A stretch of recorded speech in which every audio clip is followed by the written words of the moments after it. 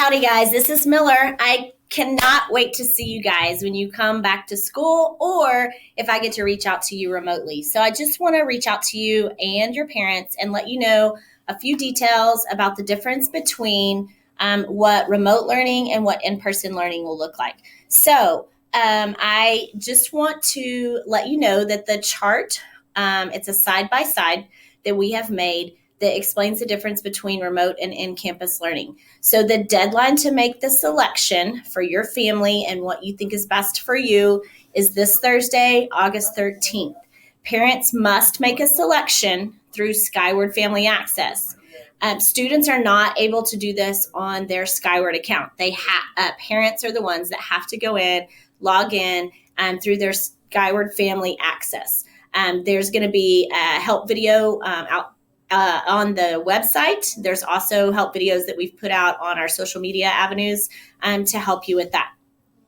So let us know if you have any further questions after this. I'll put my contact information up at the end. Do not hesitate to reach out. So the numbers turned in so far, and I say as of today, this was this morning. So out of our total 1,550 students, we have over 900 that have completed the selection. And right now we are looking about 28% of our population is looking like they're choosing remote, and then 72% is going to choose on campus. And then you can see the breakdown depending on where your kids fall on our campus as to what the percentage of remote versus on campus is. That does change, so that's why I put up there in the corner that it is as of today, and I can tell you that was about 9 o'clock this morning. So this is what the side-by-side looks like. I'm not going to read it to you because, again, it is located on the high school webpage. So if you have any questions after you look over that, please let me know. So I'm just going to kind of do an overview of what remote versus on-campus learning would look like on our campus. Remote learning will mirror the in-person on-campus instruction as much as possible. We are very blessed that our school board and central administration has given us some extra time for training. So we are using that time for our teachers to gain additional training and resources that will assist in that as much as possible. That could be training on uploading videos and video lessons and other platforms and resources that we can combine to make this at-home instruction look very much like the in-person instruction. Teachers of the same subject will be working together to get this accomplished. The content will be the same, but the delivery might be slightly different.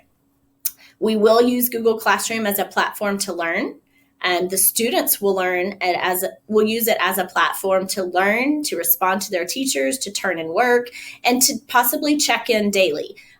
Students will have, I've had this question a lot, especially on the town hall. We are going to do our best. And it is my goal as the associate principal here to get this done with as many kids as we possibly can. So students that choose remote will have the same schedule of teachers that they would have should they choose to return to on-campus learning at the end of the first grading period. In most cases, this will be absolutely my expectation of them having the same schedule. That is important for them to build a relationship with the teachers and our teachers to get to know your kiddos too. A few classes may be synchronous, and so that would be just in a few classes, but most cases they will have the same schedule of teachers should they return to on-campus learning.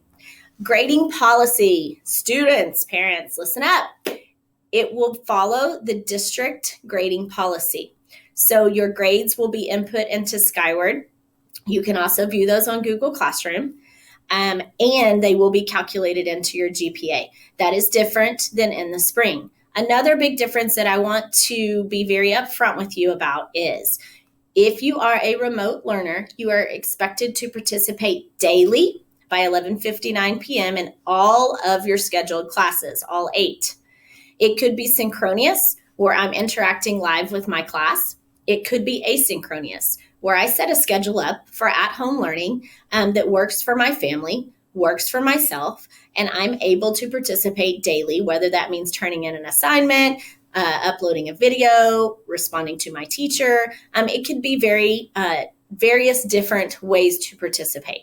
The 90% attendance rule will come into play here. So should you not check in with the teacher and you don't email that or communicate in any form or fashion, the 90% attendance rule will come into play. If you are a kiddo that receives services through SPED, 504, or GT, those will still be continued. Remote college level courses will still be delivered. However, it depends on the college, whether it's UT or ASU or ACC, as to what learning platform they're going to utilize. We will use Google Classroom here on the high school campus, but those college courses sometimes utilize different ones. There are a few CTE courses per TEA guidelines and the nature of the hands-on skill needed to finish that certification. Those classes will be required to be on campus for that class period. You can look on the Return to Learn website, on the district website, under the CTE Return to Learn packet, and it's listed out there. It is also listed on the side-by-side on the high school webpage. So students are expected to come to class for that class period scheduled during the day, and then they would go home and finish the rest of their remote learning. If this cannot occur, I'm going to ask you to be on the lookout for the counselor video with directions, or we emailed out directions last Friday in a s'more on how to make that schedule change. It needs to be done by Thursday, if at all possible. So resources for lab. At the town hall meeting, we had a couple of questions on this, so I wanted to address it. Resources for lab-based classes, such as like AP Bio. There are a few others as well. That's currently being discussed, and we will get back to you on how those labs would look for the remote learners. So expect some more information to come out. Communication with home is crucial, and it won't be any different than our in-person learners. Same expectation on campus, and I can tell y'all, I spent the morning with our staff, and they cannot wait to get to know your kids and to get to know you and to have this learning relationship, whether you be on campus or whether you be learning from home. So truly, guys, the front of the school looks empty. It's been empty way too long. I cannot wait to see you back. I miss you. Parents, do not hesitate to reach out. And don't forget, the deadline to select remote or in-person learning is this Thursday, August 13th. Thanks so much. And guys, it is an amazing day to be a Panther.